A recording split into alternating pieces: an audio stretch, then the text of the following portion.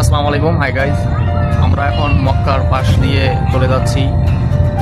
রাসূল করিম সাল্লাল্লাহু আলাইহি ওয়াসাল্লাম ওনার এলাকার পাশ দিয়েই আমরা মূলত চলে যাচ্ছি। আমাদের এখান থেকে এই সাইডটাতেই, এই সাইডের এই পাহাড়গুলোর পরেই তার এলাকা। এই এলাকাতেই উনি বড় হয়েছেন, এই এলাকাতেই তার চলাফেরা ছিল। আমরা তার এই এলাকার পাশ দিয়েই জেদ্দায় চলে যাচ্ছি। হয়তো গাড়িটা যদি আমাদের বাম সাইড রোডটা ধরতো তাহলে হয়তো আমরা তার সরাসরি এলাকার ভিতর দিয়েই চলে যেতে পারতাম। ড্রাইভার সাহেব শর্টকাট রাস্তা দিয়েই আমাদেরকে নিয়ে যাচ্ছে। তবে এই হচ্ছে আমাদের রাসূল করিম সাল্লাল্লাহু আলাইহি ওয়াসাল্লামের তার এলাকা।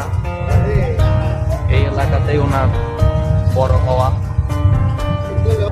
বন্ধুরা, আমরা এখন পাহাড়ের নিচ দিয়ে চলে যাচ্ছি। সামনে এখন যত এগোবে তত শুধু ছোট বড় অনেক পাহাড়।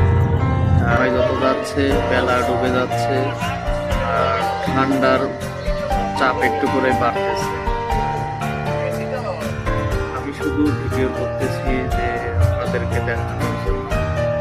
এগুলা কাছ থেকে না দেখলে উপলব্ধি করা যায় না যে প্রকৃতির যে এত সুন্দর সৌন্দর্য আসলে কাছ থেকে না দেখলেই বোঝা যায় না। তারপরও ভিডিওতে আপনাদেরকে যতটুকু দেখাইতেছি আপনারা দেখে বুঝে নেবেন যে এর বিশালতা কত বড়।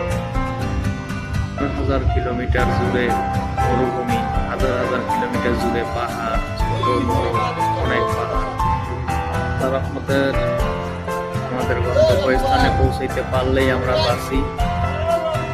গতকাল রাত 1টায় আমাদের গাড়ি স্টার্ট করছে, এখন পর্যন্ত চলতেছে। বিশাল পাথর, ভয়ও লাগে, মানে একটার পর একটা পাথর এমন হারাহারি ভাবে আছে। যদি কোনোভাবেই কোনো কারণে একটা পাথর ছোটে তাহলে হাজার হাজার পাথর রাস্তায় পড়ে যাবে। অনেক ডেঞ্জার রাস্তা, ভয়ঙ্কর রাস্তা। কারণ এই রোডে চলাচল করাটা অনেক বিপজ্জনক। মাথার উপরে বিশাল বড় বড় পাথর। গল্প রাস্তা আছে, সে রাস্তায় যেতে গেলে আরো ম্যাক্সিমাম 60-65 কিলোমিটার রাস্তা ঘুরতে হবে। এজন্য ড্রাইভাররা একটু ঝুঁকি নিয়ে তারা এই পথটাকেই ব্যবহার করে।